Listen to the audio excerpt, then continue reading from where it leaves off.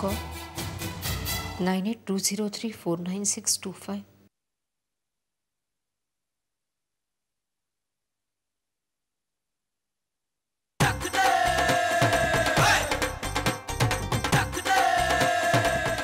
ना तुझे मैं अपनी बहू जी के बने हाथ से स्पेशल परांठे खिलाऊंगा।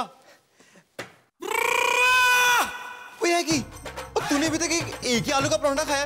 ओहो तन्नू, बॉम्बे में आके ना तेरी ना बिल्कुल खुराक कट गई है। और थोड़ा मक्खन तो और डाल ले, नहीं तो खुश्की हो जाएगी। और गुरमीत, तू मुझे ब्रेकफास्ट करवा रहा है या मेरे साथ दुश्मनी निकाल रहा है? हाँ मैं जानती हूँ, तू चाहता है कि तनु ना मक्खन खा खा के मोटी हो जाए ताकि शाहरुख खान ना मेरे साथ फिल्म ना करे। ओए ये आलू के परांठों में शाहरुख खान कहाँ से आ गया? ओहो चलिए, मक्खन नहीं खाना तो कम से कम दही तो खा ले। नाराज होती रहेगी। फोन। ओहो।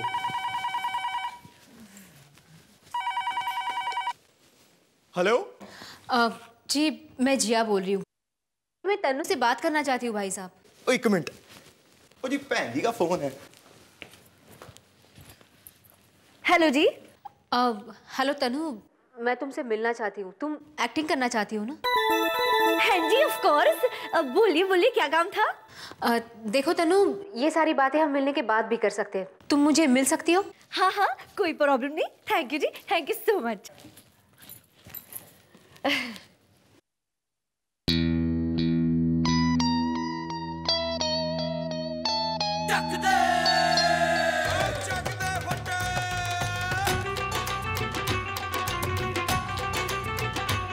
ओहो इस तरह ना देख यार, कुछ कुछ होता है। देख कर रही हूँ, मैं तो अपने हैंडसम डैशिंग सरदार को निहार रही हूँ। ओ झूठी। ओ यार बाबूजी भी हमेशा यही कहते हैं कि मैं चल रहा हूँ, और कभी कभी तो बाबूजी ये भी कहते हैं कि अगर तन्नू को प्यार करना है ना तो अपने आप की शक्ल देख शीशे में। अब उन्हें क्या पता कि गुरमीत क्या चीज है, उन्हें थोड़ी ना पता। सच्ची तन्नू? रब्बी सा। ओ वैसे एक बात बताऊं, मैंने बाबूजी का ना बचपन में यही कहा था जब तू 9 साल की थी और मैं 13 साल का, कि जब मैंने तेरे सिर पे चुन्नी डाली थी ना, मुझे उस चुन्नी की सौंप, ये तन्नू तो ना मेरी है मेरी। अरे इसमें कौन सी शक वाली बात है? अच्छा गुरमीत, मैं तुझे जादू दिखाऊं? जादू? ओ नहीं यार नहीं, और जब भी तू हमेशा जादू दिखाती है ना मुझे हमेशा बेवकूफ बनाती है, प्लीज। ओ गुरमीत, तेरे जैसे स्मार्ट और हैंडसम बंदे को कोई बेवकूफ थोड़ी ना बता सकता है। अच्छा गुरमीत, जरा ये हथकड़ी खोल दे ना, मुझे तुझे जादू दिखाना है। पर तूने जादू क्या दिखाना है? अब वो क्या है ना कि मेरा दिल कर रहा है कि आज मैं तेरे लिए ना दुल्हन की तरह सज जाऊं। हैं? सच्ची? हाँ। ओ है? ओ ले फिर।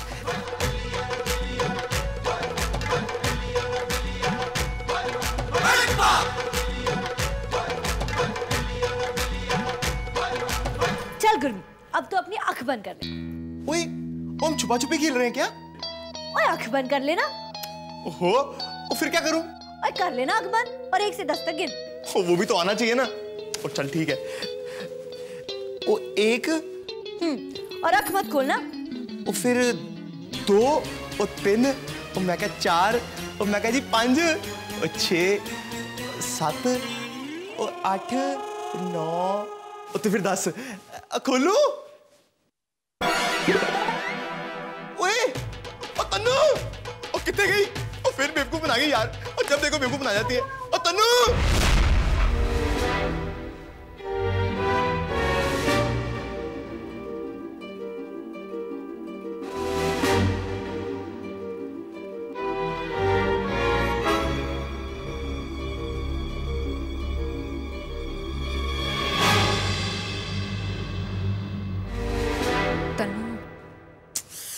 मुझे माफ कर दीजिए मैडम जी, मैं नहीं जानती आप मेरे बारे में क्या समझती है। देखिए मैं एक अपकमिंग स्टार हूँ, ना ही कोई नौटंकी बाज। मुझे तो लगा था आप मुझे किसी एक्टरों से मिलाएंगे, लेकिन आप तो। तनु प्लीज देखो, ये मेरे पति की जिंदगी का सवाल है।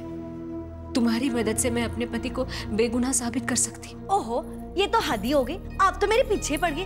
मैंने कहा ना मैं ये सब नहीं कर सकती। देखिए मैडम जी, मैं आई हूँ हीरोइन बनने के लिए, और अगर आपका पति जेल में है तो आप ही उसे छुड़ाइए। मेरे पीछे क्यों पड़ गई है? मुझे नहीं ये सब करना। और मुझे है ना मैडम जी, एक्टिंग करनी है सिर्फ फिल्मों में, ना कि गलियों में। अब आप सोच रही होंगी कि तनु कितनी स्वार्थी है, कितनी बुरी है, लेकिन आप मेरी मजबूरी भी तो समझिए। मैं अपना घर बार छोड़कर यहाँ अकेली आई हूँ सिर्फ हीरोइन बनने के लिए, और आप मुझे कह रही कि ये सब करो।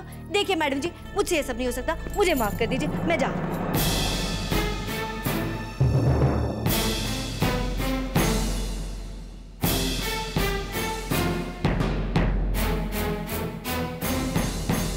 शेखर, इस लड़की ने भी जवाब दे दिया।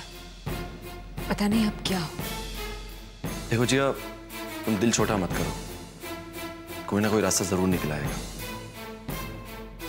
उधर शोक पता नहीं किस हाल में होगा। एक हफ्ता। दाक्षी, तुम अच्छी तरह से जानती हो कि हमारा यहाँ ज्यादा देर रहना ठीक नहीं, और अभी तक तो सब नॉर्मल चल रहा है, लेकिन अगर जिया ने कुछ गड़बड़ कर दी तो।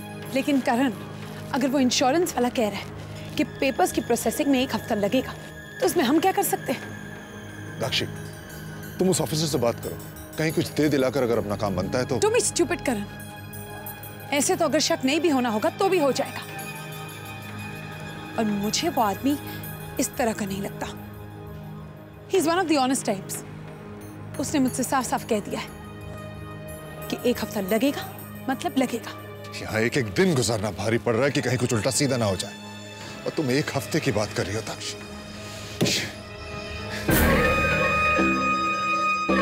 पता नहीं क्यों करण, लेकिन मेरे दिल में बार बार यही शक उठ रहा है कि हमारा चेक जानबूझकर रोका जा रहा है, पेपर्स की प्रोसेसिंग के लिए नहीं, बल्कि किसी और वजह से। शोम, इन हालात में मैं क्या कहूं, मेरी कुछ समझ में नहीं आ रहा है। मैं जानती हूं तुम कितने खुददार हो, जरूरत पड़ने पर भी नहीं भूलोगे, पर कब। देखिए, अगर आप मेरी मदद करना चाहती हैं तो प्लीज कुछ मत कीजिए। मुझे किसी की मदद की जरूरत नहीं है।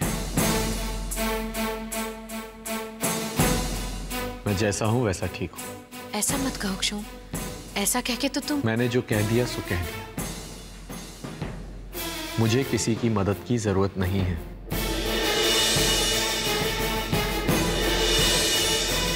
मैं अपनी मदद करने लायक हूं। मैं अपनी लड़ाई खुद लड़ूंगा। केस खुद लड़ूंगा और जीतूंगा भी। क्षोम, तुम्हारे इस कड़वाहट की वजह मैं अच्छी तरह से जानती हूँ, लेकिन मुझे ऐसा लगता है कि तुम जिया के बारे में गलत सोच रहे हो। देखो, इन गलत फहमियों को अपने रिश्ते के बीच मत आने दो। गलत फहमियां रिश्ते में तभी आती हैं जब उन्हें पनपने के लिए जगह मिलती है,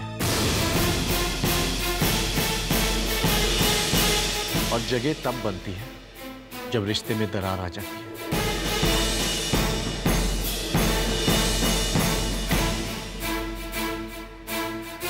आप लोग प्लीज अभी चले जाइए, मुझे और कोई बात नहीं करनी है।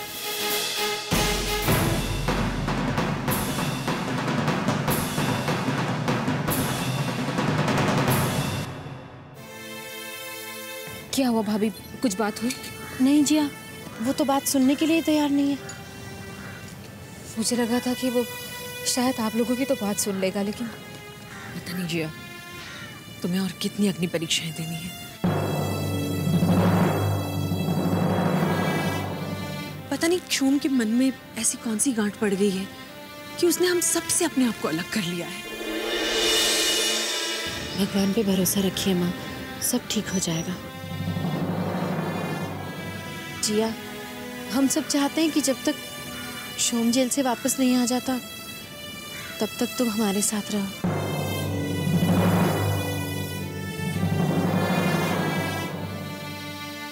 हाँ जिया, हम नहीं चाहते कि तुम वहां अकेली रहो। नहीं माँ, शोम घर में नहीं है, इसका मतलब ये नहीं कि मैं घर छोड़कर चली हूँ।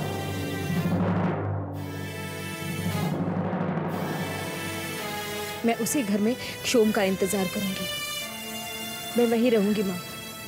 और हाँ, आप मेरी फिक्र मत कीजिए,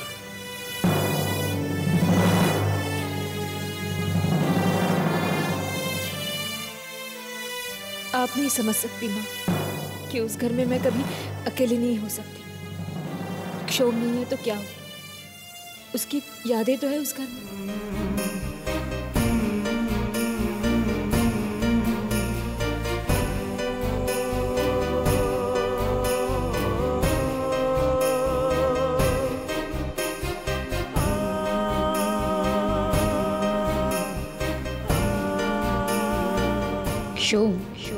तुम्हें मुझे कभी कभी बहुत क्यूट लगती है, एकदम टेडी बेयर जैसी।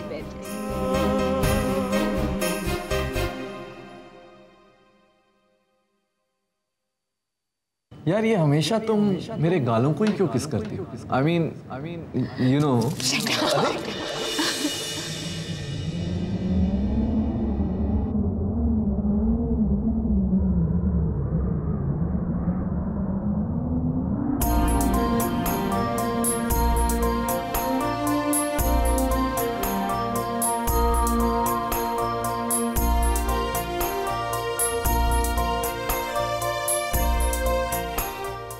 क्या है ये सब? माँ क्या सोचेगी? अरे माँ ये देखकर खुश होंगी कि उनका बेटा और बहू आपस में प्यार करते हैं।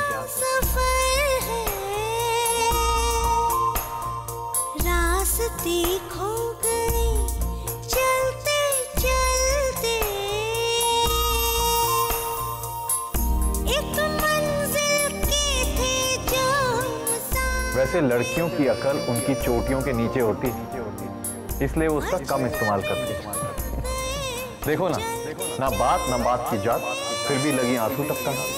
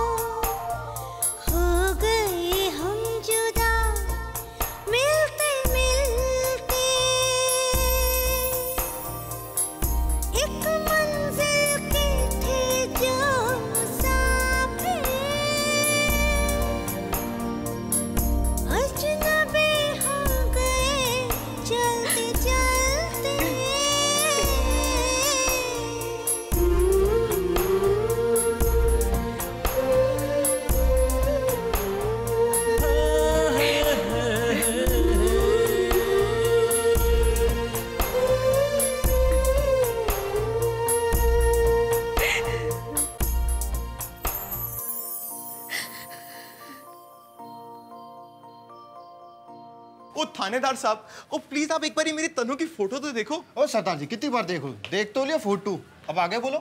ओए ओए आगे क्या बोलूं? ओ पिछले 8 घंटे से मैं कंप्लेंट लिखा चुका हूं, अभी तक कुछ पता नहीं लगा। जब फोन करो तो कोई फोन उठाता नहीं है और आप बोलते हो आगे बोलो। और अगर हमारे पठंडा की पुलिस होती ना तो उसको 2 बार ढूंढ के पकड़ के ले आती, और एक आप लोग हो तो ओ जी सो भाई रुदी, मैं ना अपने को कुछ कर लूंगा। ओए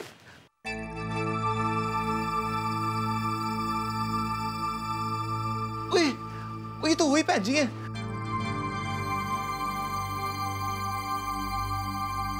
ओ सरदार जी उधर कहाँ जा रहे हो? ओ जी वो भैन जी है ना, वो उधर।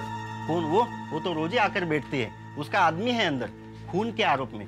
इसका पति इसकी शक्ल भी नहीं देखना चाहता, मगर ये फिर भी रोज मुंह उठाए चली आती है और बस बैठी रहती है यहाँ। ओ यार गुरमीत सिंह मेठी, ओ ये तो भली मानस बिल्कुल तेरे जैसी दिखती है यार। वो इसका पति तो इसकी शक्ल नहीं देख सकता, और एक मेरी वोटी है जो मुझे झेल नहीं सकती। वो इस बेचारी का दुख तो बिल्कुल अपने जैसा है।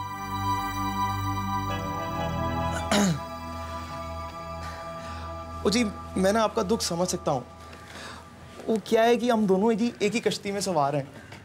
तनु फिर घर से भाग गई। वो मेरे पास आई थी। वो तुम्हारे पास? हाँ, मैंने ही उसे बुलाया था।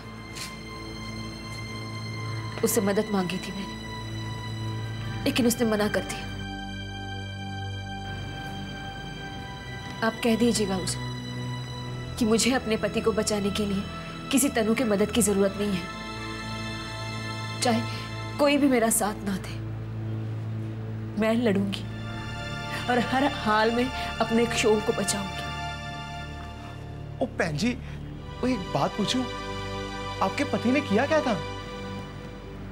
कुछ नहीं किया है उन्होंने, उन्हें फंसाया गया है। ओ जी, ये तो बहुत बुरा हुआ। लेकिन बहन जी, आपको तनु से किस तरह की मदद चाहिए? वो मैंने तनु को बता दिया। और एक वो चली है जिससे कुछ पता ही नहीं। ओ बहन जी, ओए, ओ बहन जी रोइए मत प्लीज। ओ मैं भी रो पड़ूंगा। ओ क्या करूं? ओ पिंड में अगर कोई भी रोता था ना, तो मैं भी साथ में रो पड़ता था। बहन जी प्लीज प्लीज रोइए मत। ठीक है, मैं जा रहा हूं, लेकिन ये आपका वीर गुरमीत सिंह आपसे एक वादा जरूर करता है कि अगर आपका ये वीर किसी आपके काम आएगा ना, तो कभी पीछे नहीं हटेगा, अपनी जान तक दे देगा। ठीक है बहन जी, मैं जाता हूं, अगर जरूरत हो तो याद कर लेना।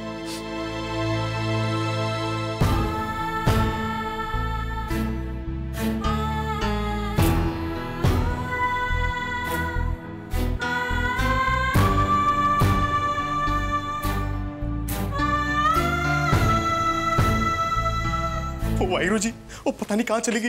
वो एक तो रात होने वाली है और उस चली का कुछ पता नहीं। और रात को अगर घर की इज्जत घर ना आए तो पिंड वालों को शक्ल का दिखाऊंगा। और बीजी बाबूजी के छितर पड़े सो अलग।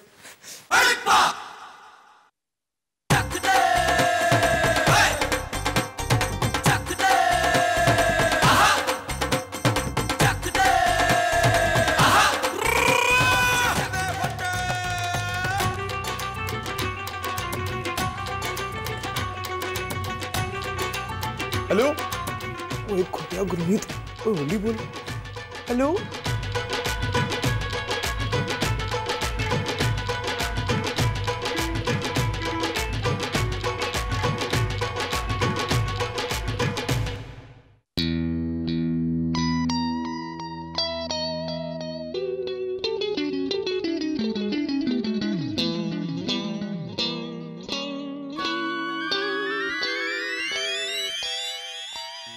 उठ जा उठ जा। अब तो मैंने हथकड़ी बांधी है, अब कहाँ जाएगी? ओए खुद्दे, तू पागल हो गया? तू आदमी है पजामा। मेरी हथकड़ी खोल, मैं कहीं नहीं भाग के जा रही। ओ अब ये नहीं हथकड़ी खुलती, तू फिर भागी तो? और मैंने कहा ना, मैं कहीं नहीं जा रही हूँ भाग के। और वैसे भी मुझे यहाँ नहीं रहना। तू एक काम कर, तू पंजाब की टिकट कटवा, हम अपने पिंड चले जाते हैं। मुझे नहीं रहना यहाँ पे। ओए, तू क्या कह रही है? बड़ा अजीब सा शहर है और लोग भी बहुत अजीब है। वो मैडम जी तो मेरे पीछे पड़ गई। मुझे लगा मुझे कोई फिल्म दिलवा देगी, लेकिन वो तो छोड़ो यार, मुझे नहीं रहना यहाँ पे। चलो अपने घर चलते हैं। मिठे, टिकट कटवा। ओ नहीं, ओ तू कहीं नहीं जाएगी। तू यहीं रहेगी और एक्टिंग भी यहीं पे करेगी। और तूने मुझे शादी नहीं करनी, मत कर। मुझे वो मंजूर है, लेकिन तू कहीं नहीं जाएगी। मिठे, ए तू की कह रहा है?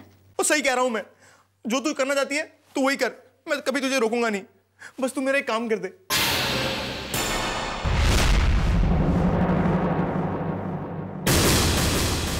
ये मैडम की मदद कर दे।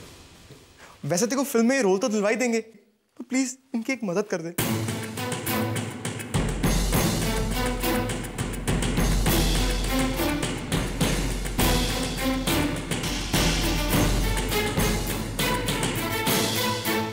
वाहिगुरु, तुम सी ग्रेट हो सचमुच।